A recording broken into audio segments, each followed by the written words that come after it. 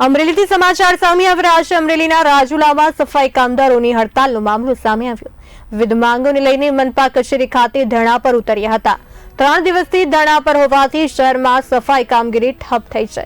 સફાઈ કામદારોએ નગરપાલિકા સામે ભારે રોષ વ્યક્ત કર્યો છે। માંગ સ્વીકારવામાં નહીં આવે તો ધરણા જે છે ચાલુ રહેશે। મોટી સંખ્યામાં સફાઈ કામદારો એકઠા થઈને સૂત્રોચ્ચાર કર્યા છે, વિરોધ નોંધાવ્યો છે। સફાઈ કામદારોએ વિરોધ કરતા પોલીસ દ્વારા અટકાયત કરાઈ છે।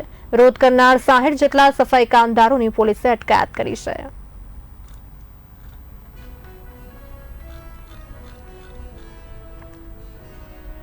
આ સાથે વધુ માહિતી આપવા માટે અમારા સંવાદદાતા ધર્મેશ મહેતા જોડાઈ ચૂક્યા છે। ધર્મેશજી, જે પ્રમાણે હડતાલ કરવામાં આવી રહી છે અમરેલીના રાજુલામાં સફાઈ કામદારોની શું છે માંગણીઓ? જી, ચોક્કસથી જણાવી દઉં, રાજુલા શહેરમાં સફાઈ કામદારો દ્વારા છેલ્લા 3 દિવસથી હડતાલ પર ઉતરી આવ્યા હતા। ખાસ કરીને તેમની જે વિવિધ માંગો છે તેને લઈને હડતાલ પર ઉતર્યા હતા। સફાઈ કામદારોની એવી માંગ છે કે તેમને 15 દિવસ માટેની રોસ્ટર પ્રથા છે તે બંધ કરવામાં આવે અને કાયમી નોકરી નગરપાલિકામાં આપવામાં આવે તેવી માંગને લઈને નગરપાલિકા કચેરી ખાતે ધરણા પર બેસ્યા હતા।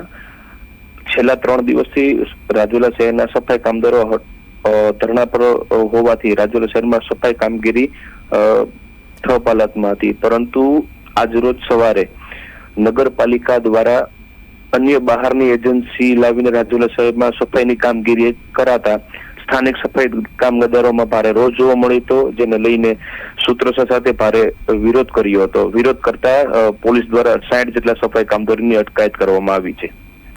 જી ધર્મેશજી, સમગ્ર માહિતી આપવા બદલ આપનો આભાર। સફાઈ કામદારો અમરેલીમાં હડતાલ પર ઉતર્યા હતા। રાજુલામાં વિવિધ માંગોને લઈને હડતાલ પર ઉતર્યા હતા। ધરણા કરવામાં આવ્યા હતા તે દ્વારા ત્યારે પોલીસ દ્વારા 60 જેટલા સફાઈ કામદારોની અટકાયત કરવામાં આવી છે।